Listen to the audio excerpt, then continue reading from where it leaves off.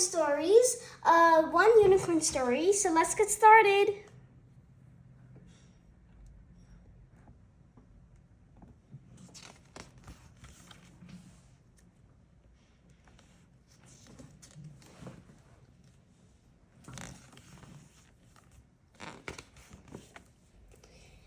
The Unicorn and the Magical Adventure. It was the first day of summer, and the fair was open for business. Families were arriving from all around.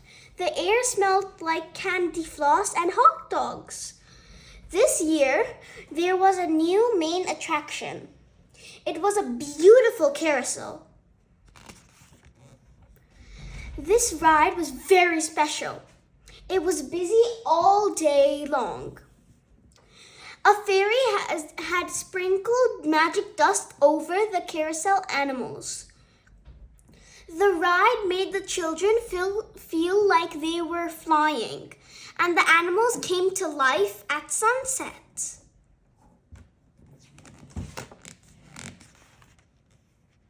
One night, Mala the tiger said, "Is anyone else a little bored?" Apollo the unicorn nodded.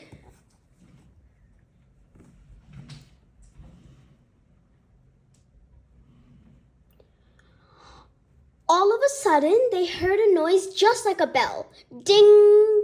The fairy appeared, fluttering her wings.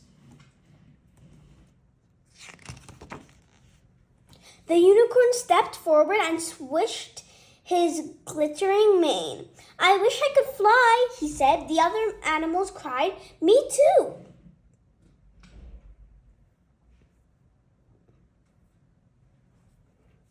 "Very well," said the fairy, "but what about the children?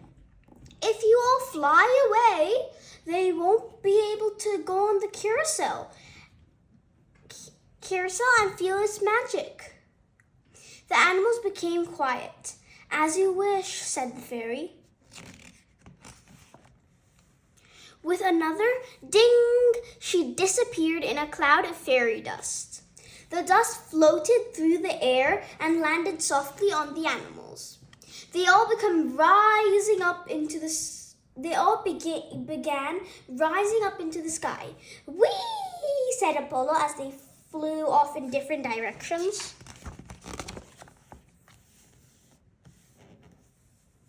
Apollo was amazed how fast he could fly. He headed straight for the North Pole. "I'm free!" he called to the stars as he watched the northern lights dance across the sky. I'll visit the pyramids next," he said to a polar bear. As quick as a flash, Apollo flew to Egypt. The enormous pyramids were dazzling. "Wow, how did the humans build those?" he laughed. Apollo visited the Great Sphinx. He stood and gazed at it for quite a while. He said, "I wish I could ask my friends what they make of you." Next, Apollo decided he wanted to cool down. He flew further south and came to a grand waterfall. "This is so pretty," said Apollo. "I wish I could show the children at the fair." For the first time, Apollo felt a little lonely.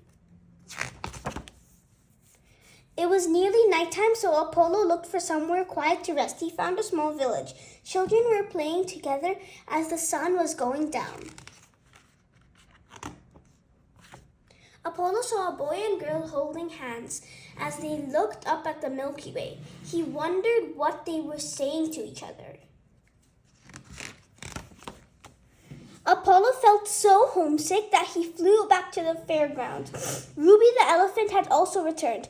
"Apollo!" Ruby cried. "In Africa, the elephants can't be friends with the lions."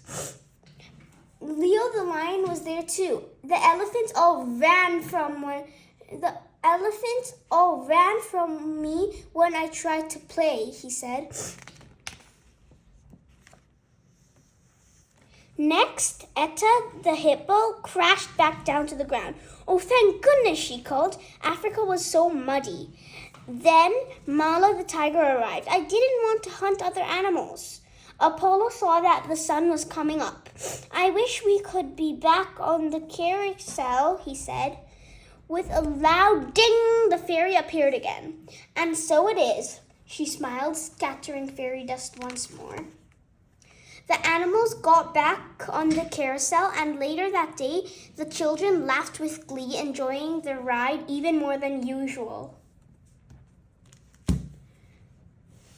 Thank you, everyone, for reading with me today. I hope you come back for another book. Bye-bye.